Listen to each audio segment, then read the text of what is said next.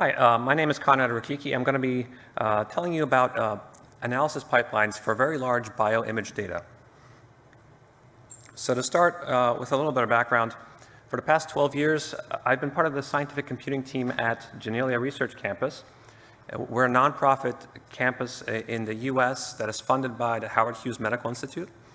And being internally funded has allowed us to tackle a lot of large, risky projects that otherwise wouldn't be undertaken by academia or industry, like the Drosophila connectome, for example. But Janelia also has a strong focus on building tools for the larger scientific community, including fluorescent dyes and new imaging technologies and open source software.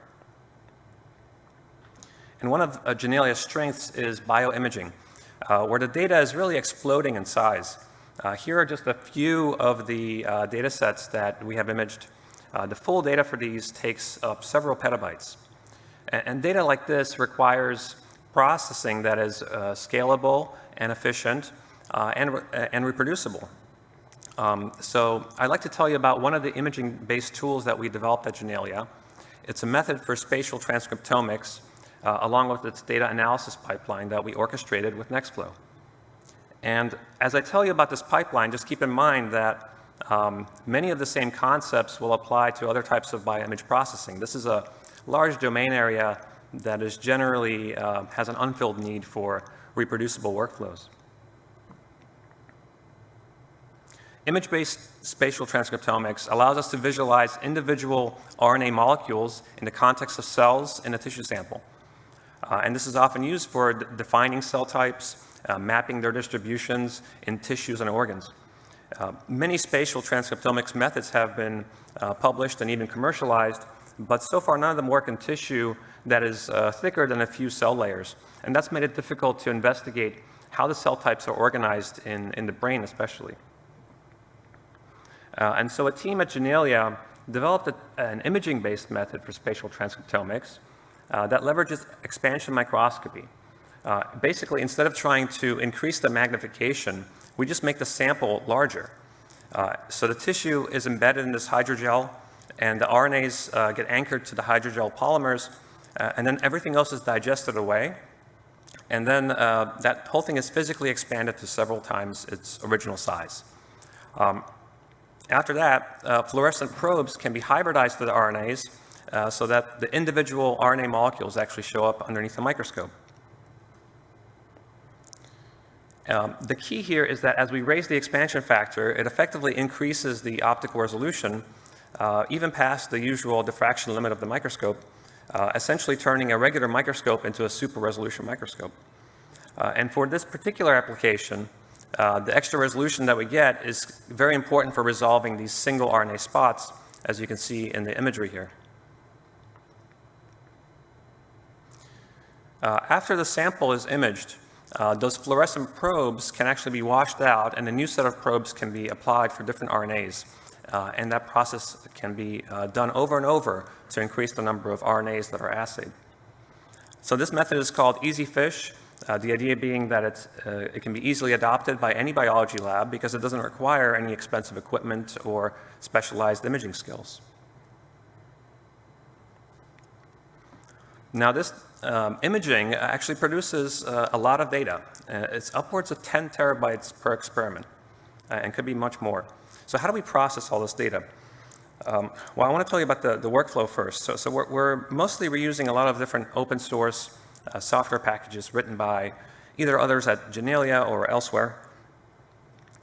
We start with stitching of the image tiles. So the expanded samples are typically very large, of course. They might be imaged with something like 16 separate acquisitions. And this step reconstructs a single image volume for each round of imaging. When you do multiple rounds of imaging, of course, there's going to be some differences with how things line up in space. And so we choose one round to be fixed, and then we register all the other rounds to a fixed round. And this aligns the data into a single physical space where we can aggregate across the rounds. And then we run a deep learning-based cell segmentation algorithm on the cell bodies. We're currently using something called Starfinity for this, which is based on the popular Stardust algorithm. Then we run a spot detection algorithm to localize the RNA spots. So there's multiple algorithms we can use here, and we've implemented 2 modules for this already. One is a MATLAB-based algorithm called AirLocalize, and the other is a Spark-based algorithm called RS-FISH. And it's important for this pipeline to be modular like this so that we can plug in different implementations of these steps to deal with different variations in the data. Finally, we generate some CSV files that describe the gene expression profile for each cell based on the RNAs that we detected within it. And so as we started to put these pieces together into an analysis pipeline, we had a few key requirements. One is, as you've seen, we had to support a lot of different polyglot tools, including Java Spark and Python and MATLAB, maybe Julia in the future.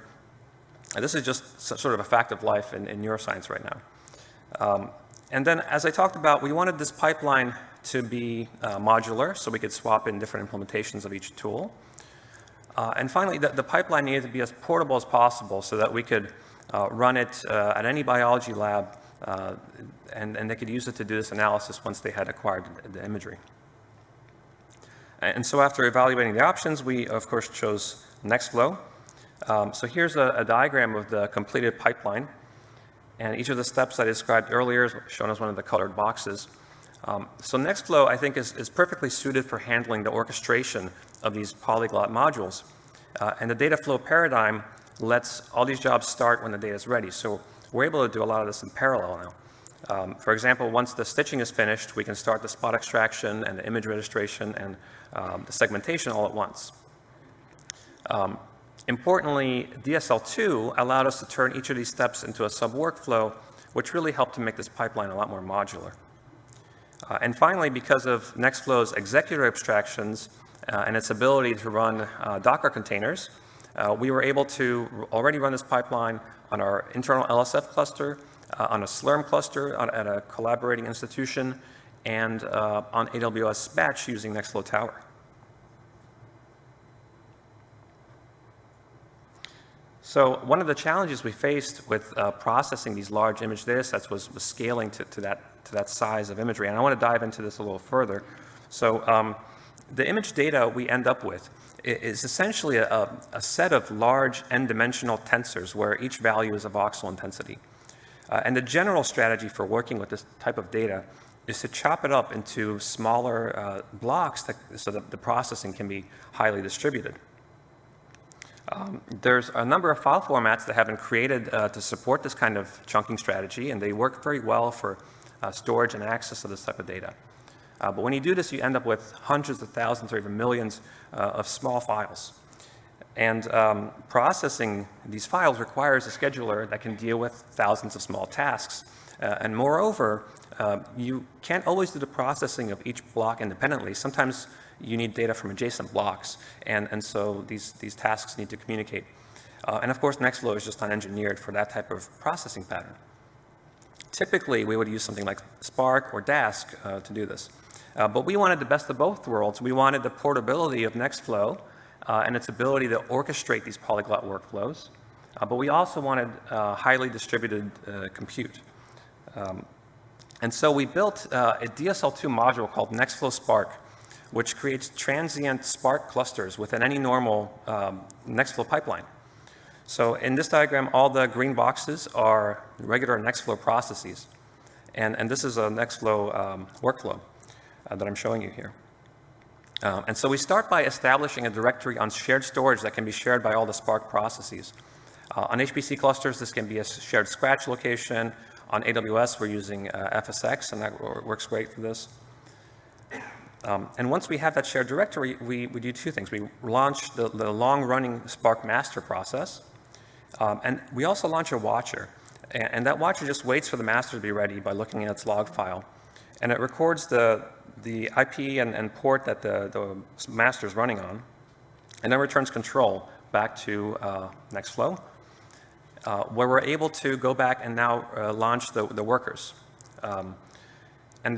Again, these have watchers. And the watchers, again, are key because they're the thing that return control back to Nextflow and allow us to keep processing.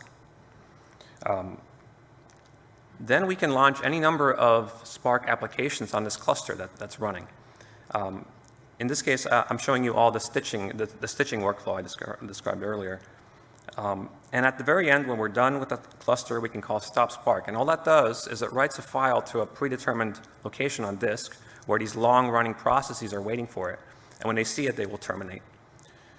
And so from our experience, this is a great way to reliably launch a large Spark process in a portable manner by relying on these executors provided by Nextflow.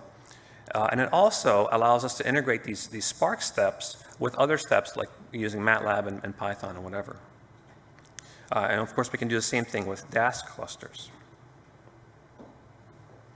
So going back to the overall pipeline diagram, I just want to emphasize again that Spark and Dask are necessary for allowing us to achieve the kind of massive parallelism and communication that we need for dealing with the large image tensors. But Nextflow is also key to integrating all these polyglot tools and letting us run this pipeline in a portable manner.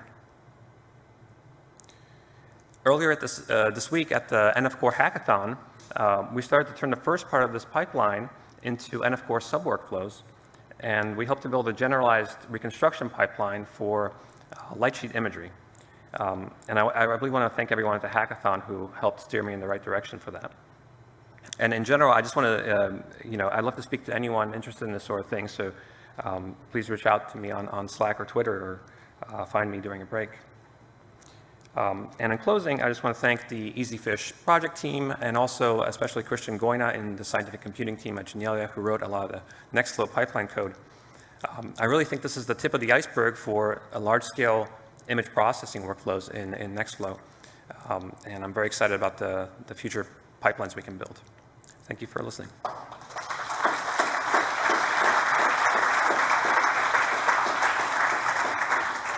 so much, Konrad. That was fantastic. Really excited as well to see the Spark integration there. There's a few questions on that. But first of all, why is Nextflow well suited for this kind of image processing?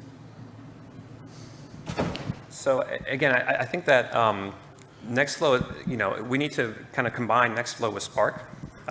Spark to do the processing of the little blocks, but Nextflow at a higher level to orchestrate the larger pipeline and the steps involved there. And then is it correct that Nextflow is, in this way, creating the infrastructure, creating the Spark cluster itself there? So it's almost like some provisioning which is going on in those processes. Yeah, exactly. But also, this runs anywhere. So it's not just like a Terraform or something that runs in one particular location. And then how general is this approach for running Spark inside Nextflow? Can it be applied to other types of analysis as well? I think it can be applied to anything. You can run any Spark application you want. And it's one here from Alex. So imaging analysis is one of the areas where GPU and hardware acceleration are used quite often. Are you using GPUs or FPGA accelerated methods? We're using them for some things, not in this pipeline right now.